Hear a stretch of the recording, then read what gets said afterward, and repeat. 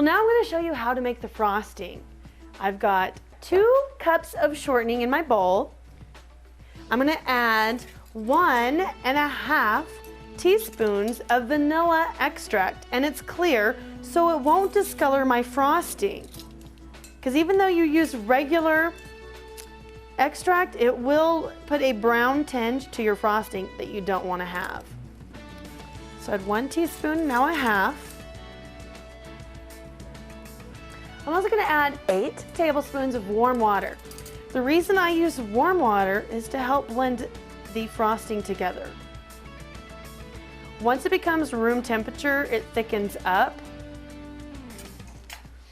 And I'm going to use 2 pounds of powdered sugar to add. I'm just going to cut the bag and just add a little bit in. I'm going to use a handheld mixer. I do have a professional mixer that I'll be showing you too, but I want to show you the handheld. I'm just going to be blending it in together, blending it on a low level speed to blend all the shortening, water, and sugar together. Now I'm going to slowly add some more powdered sugar and blend a little more.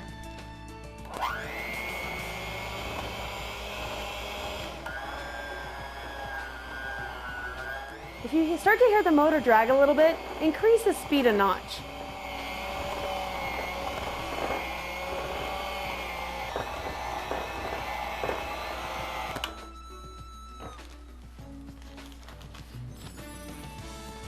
I'm going to add more powdered sugar and finish off the bag.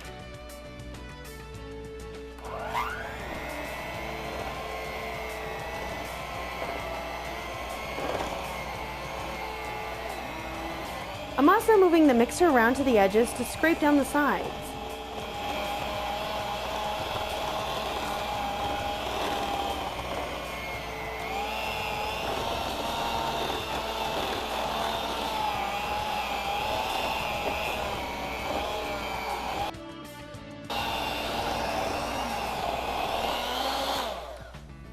Now that we have it mixed, I want to show you a trick that I love to use. This is one batch of frosting that I made. What I like to do is make a couple batches at a time, 2 or 3 batches, depending on how big my cake is. And what I'll do is I'll add some of the frosting from the other batch to the one in my mixing bowl. Now the reason I do this is because I don't want my frosting too aerated, because the more air bubbles in it, it's harder to frost and to deal with when you're making roses or borders. So I like to make my frosting really smooth and get out as much air as I can. So let me show you how to do that. So what I'm going to do is just blend it all together.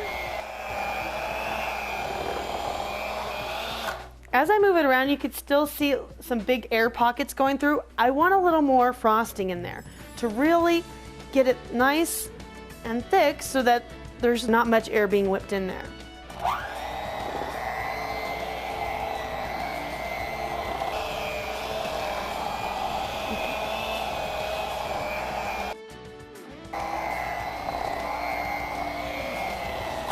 As you can see, I'm struggling just a little bit with the handheld, but I did want to show you how to do it with one of these in case you don't have the nice professional mixer or upright mixer. I want to show you how to get the same texture with the professional. With a professional mixer like this, I double the batch of frosting I'll need. And then I do add more frosting to rise the level of frosting in there so that the beater going around won't whip air back into it. As you'll see, I'll turn it on.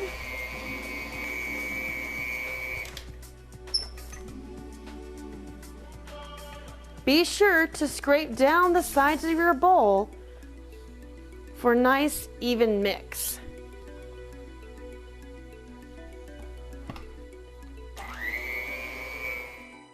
Now we have a nice, smooth frosting to ice our cake with.